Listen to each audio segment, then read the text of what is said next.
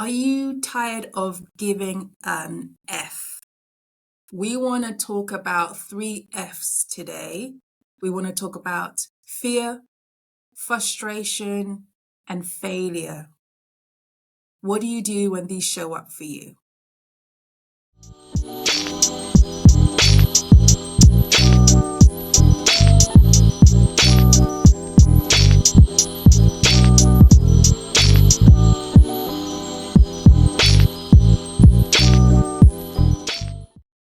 Elena, let's talk about the first one, fear.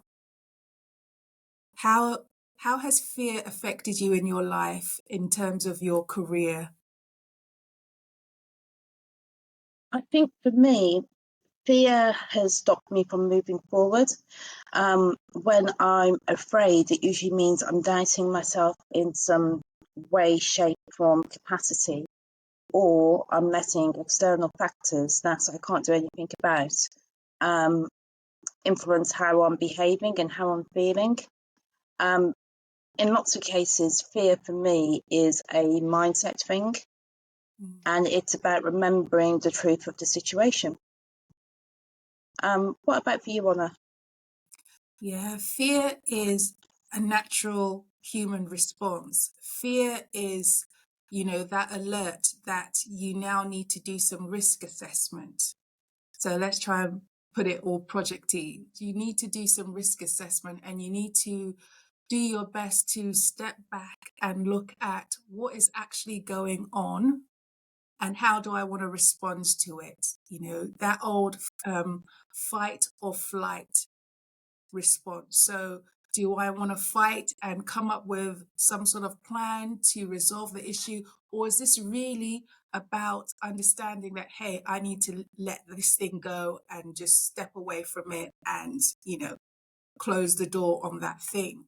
So, fear and frustration, they are hand to hand in terms of you're something's happened, you're scared, you're fearful, and then it leads to frustration that you feel like you can't make an impact in that situation. And it's about reminding yourself that actually you can make an impact and taking a step back from that emotion to get to your plan as to how you're going to tackle that fear and let go of that frustration. I will add that sometimes getting over a fear is not a simple thing to do. Mhm. So, for example, at work and in other situations, lots of people have a fear about public speaking, about how they're going to present themselves in that interview or that presentation. And in those situations, it's a case of what is it you can do to make yourself comfortable? Have you prepared? Have you practiced your speech and presentation in front of people? It's trying to get yourself used to the environment that you're going to be in. And always remember that what you're saying for a purpose. There are people out there who actually want to listen to what you're saying. And that's the whole reason why you're giving that presentation or you're in that interview, is because what you're saying and what you're doing in that instance matters. So again, it's going back to mindset.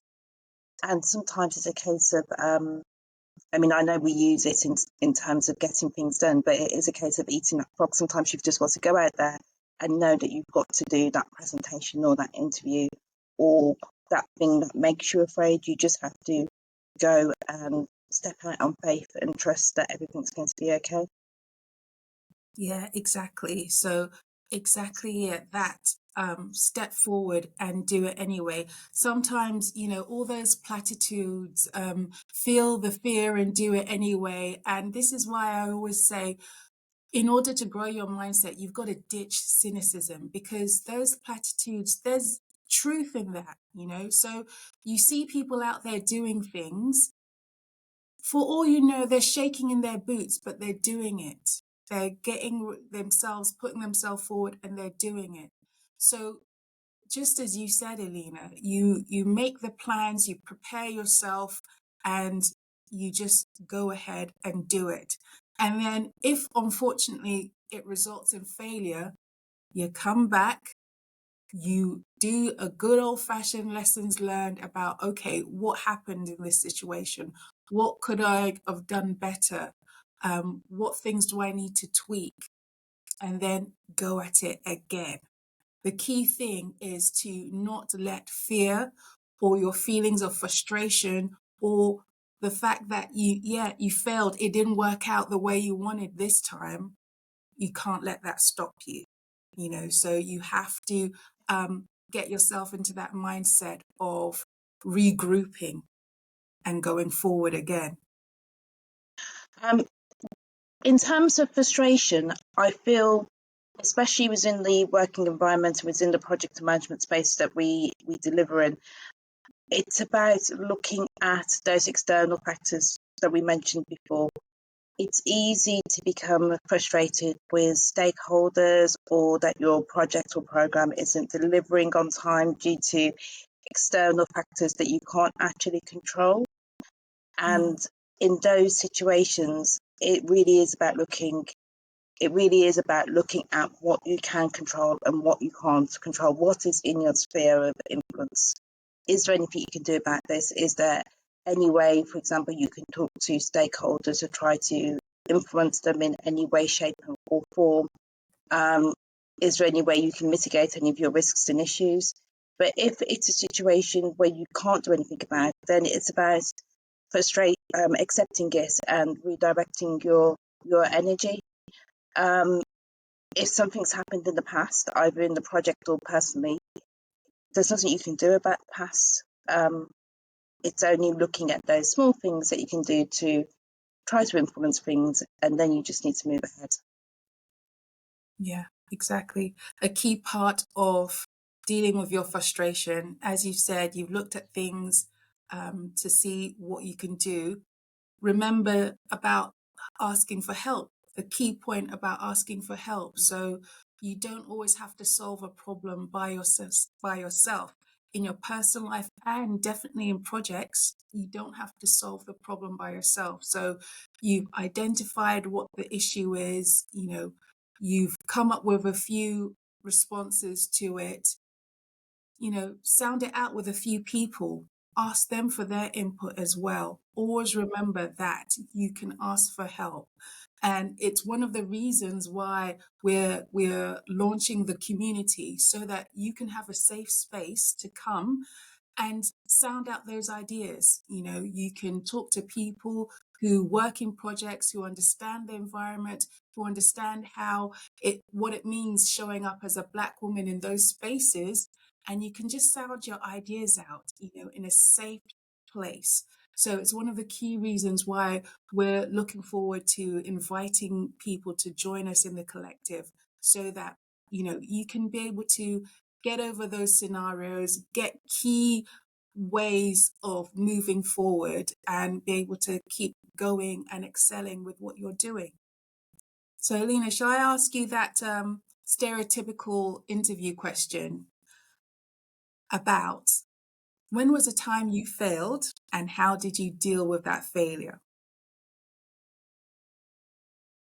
Good question. When did I fail?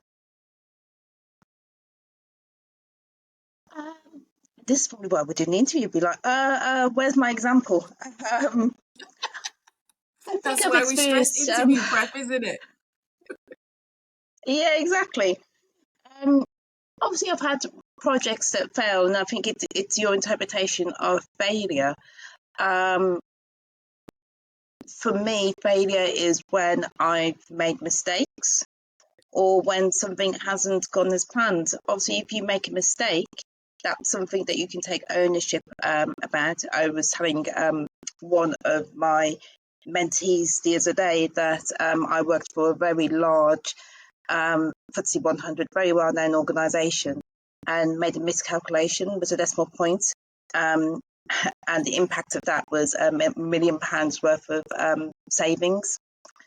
So, and having to, tell my manager, oh, by the way, I miscalculated something by, £1 million wasn't probably one of my finest moments, but luckily the organisation was so large, £1 million in the scale of things wasn't an awful mistake. But I mean, that one always sticks in my memory. But then I've also had projects fail because of external factors, and I just know that there was nothing I could do anything about. And in those situations, it's realizing that, there was absolutely nothing I could have done. I did my best. Things happen, and it's a case of going on to the next one. But it is getting out of that, that sort of blame pattern of, oh, I did this wrong, and then learning how to move forward and on with your life, and learning any lessons you can and being positive going forward. The same question to you, Honor. The time that I When is the time failed. you failed? Okay. A time that I failed and what I did about it. To be honest, there's been a few bumps along the road. Anybody who works in projects will know that there are always a few bumps along the road. So I would say a time that I failed was because as the project manager, the responsibility lies with me. So we were delivering some software, and this was a very expensive project in the millions. And then, as part of discovery, we now just realize that, oops, the technical architect missed something, and there's a key requirement that hadn't been costed in, that actually, if we don't do it, we're not going to achieve the goals of the project. The software won't be useful, and this is going to cost another 800K. So it was like, oh, how come you didn't realize, that this was missing? So I had to step back and say to myself, if this happened to someone else, what would you have said to that person? So I needed to give myself grace, first of all. And then I then stepped back and worked out a plan of how I was going to speak to the stakeholders about it, the CEO of the company that we were delivering for, what I was going to say to them, how I was going to highlight the need to continue with the project, because that was the big risk that they were going to say, literally, you guys go away, we're done with you, you know. So how I was going to speak to the CEO, point out how this was kind of like a collaborative failure, and that this was how we were going to fix it, and this was how we were going to do our best to rein in the costs. And then because I'm not a drinker, so for me it was like have a good slice of cake and go into that meeting and just talk. So it was a very, very uncomfortable meeting, to say the least. But at the end of the day, the company didn't ditch us. We had to make a few concessions in terms of giving them a few free services. But apart from that, yes, we're able to carry on. I have to say the first instinct was fear and, ooh, how can I back away from this? How can I you know, cover up the situation? But that will always get you nowhere and get you deeper into trouble. So it's always about face it and then start thinking about how you're going to deal with it. So fear, frustration, and failure are normal parts of life.